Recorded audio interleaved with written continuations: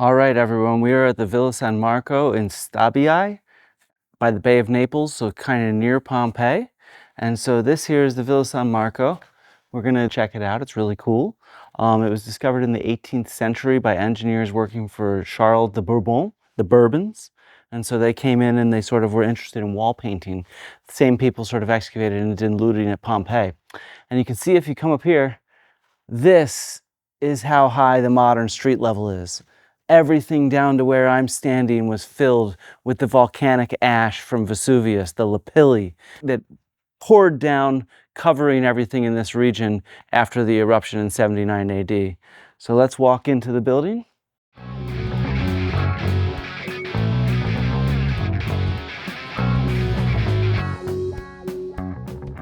We come in through this absolutely grand entrance, flanked by columns.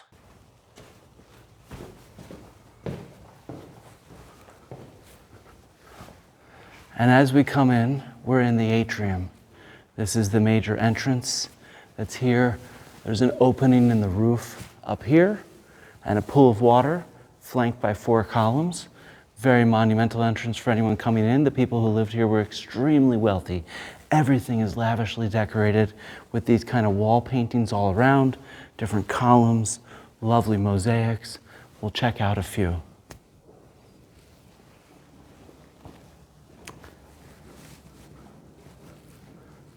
We can see some of these small rooms off at the atrium. They have beautiful wall paintings, and you can even see some that were taken by the Bourbons in their excavation. On the right, you'll see a blank space. Wait a second. There's some of them. There you can see that blank space where one was robbed out. It's now in the Naples Museum. This over here is the Lararium. And this is where the family shrine would be. So there would have been little statues and things like that for worshiping the family deities, the lares, or the geniuses.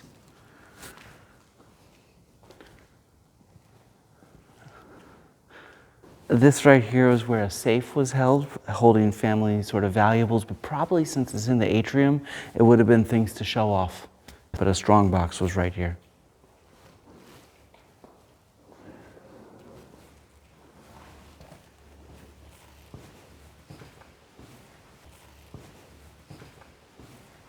So as we walk through these lavishly decorated corridors,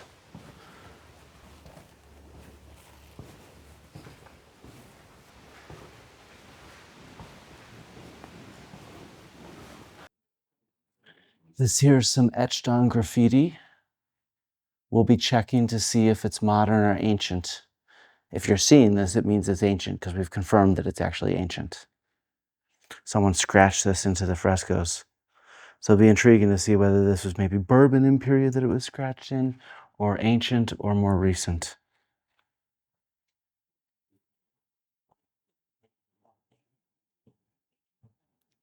Here you can get this sense of this wall painting, how it sort of extends the feel of the room by giving almost an architectural feeling, as if there's architecture there. I mean, it wouldn't be so faded, of course, 2,000 years ago. And then little tiny paintings set in that have started to fade away.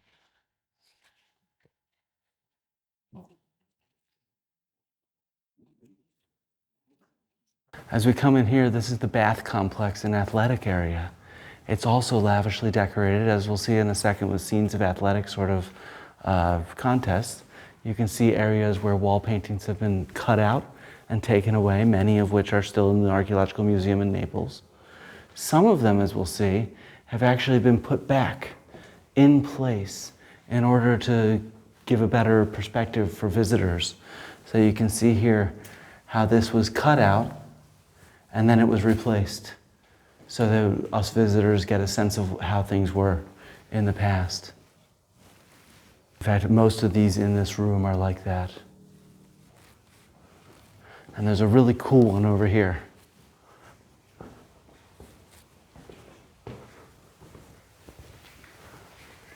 Two children, it looks like they're wrestling. And behind us is a cold bath area. Some steps here, tough to see from the angle you're at. And then this room over here, we're not going to be able to see that, but this room over here is the warm bath area. We'll show you guys a photo.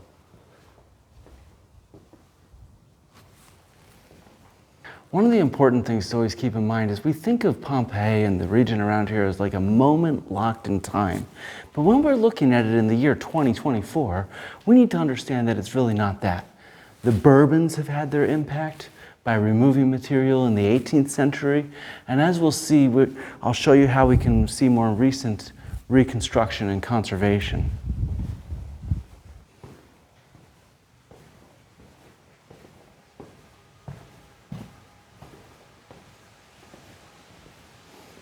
So as we come back out here into this hallway, let's take a look at this wall. We've already sort of looked at some of the wall paintings, but let's look at the construction of the wall behind it, right? So these kind of stones in that kind of shape, that's a type of ancient Roman architectural style called opus reticulatum. It's the ancient wall. As you look up, can you see where the modern reconstruction starts? You notice the conservators here, they were good. Sometimes conservators aren't, but this time they were, because they left this line of tiles that tells anyone who's looking closely where the ancient construction stops and where the modern reconstruction begins. And this is very valuable for archaeologists so they understand which part to interpret. We want to interpret the ancient construction, not the modern renovations.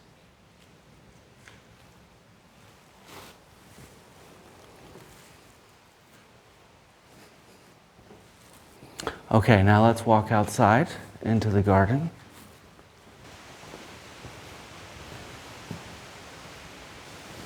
And so this is a lovely peristyle garden area. Nice peristyle. You will cease to wonder when you discover the pleasantness of the villa, the convenience of its location, and the extent of the shore. Tell me now, have I not good reason for staying here, spending my time here, and loving a retreat such as this? With an extremely large pool, perhaps for swimming. You could see Michael Phelps or an Olympic swimmer swimming here. And then we can even get a sense of the trees that were once here.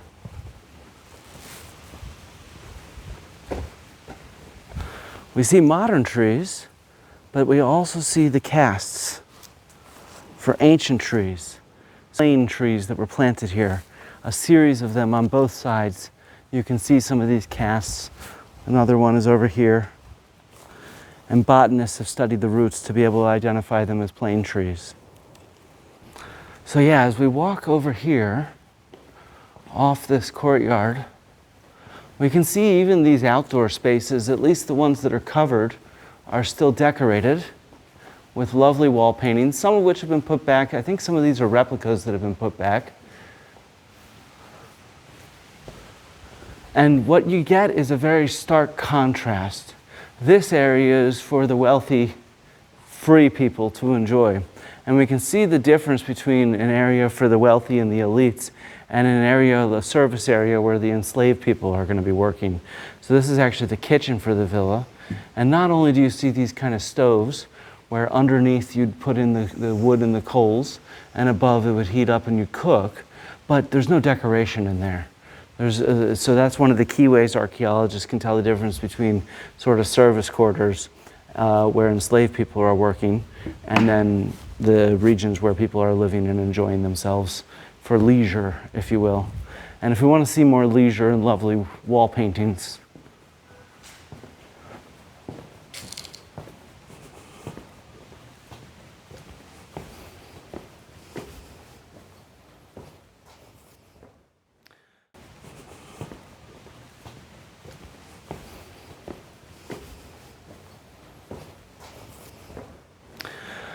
up in this area are some of the best preserved wall paintings in the villa. They're actually very stunning, still very colorful, though still faded compared to what we would have seen in antiquity.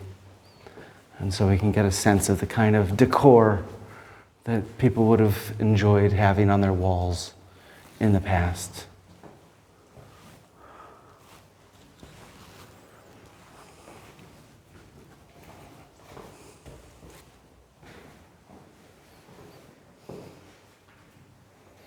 Here we can sort of get a sense of the people.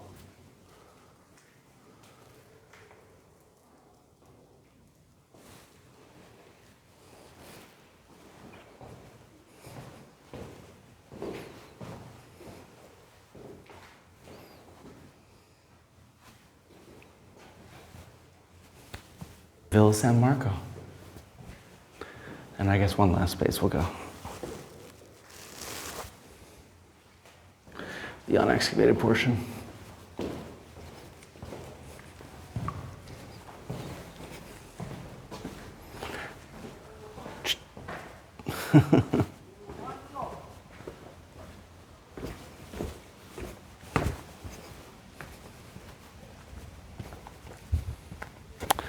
And one of the nice things is this villa, at least right now, is free to view. So if you're in the Stabiae area or Pompeii area, come check it out.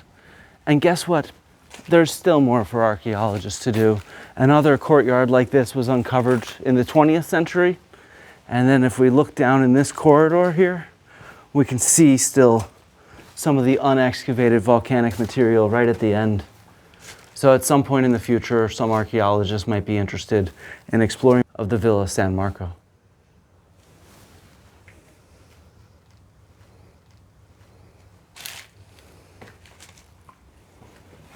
One last important note about this villa is its view. This is key.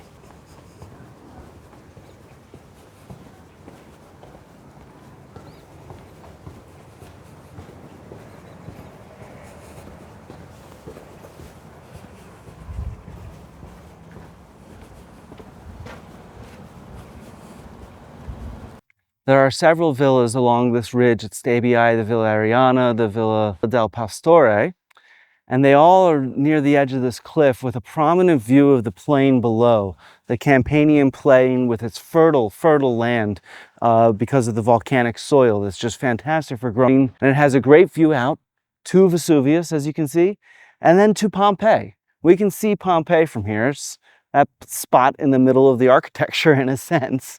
And so yeah, we get a sense of why this is such a great location. It has a commanding view, a perfect spot for a wealthy villa owner to build their luxury villa, equipped with people that are actually running the agricultural production of the area. And so it's just a perfect spot for a villa like this. And cut. Rhymes and riddles, tickle, tickle, giggles, squiggle, jiggle, fiddle, Flint on Dibble.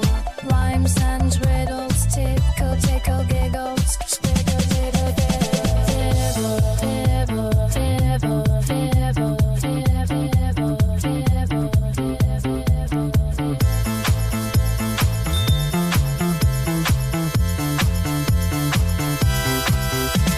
Flint on Dibble. Flint on Dibble, Flint on Dibble, Flint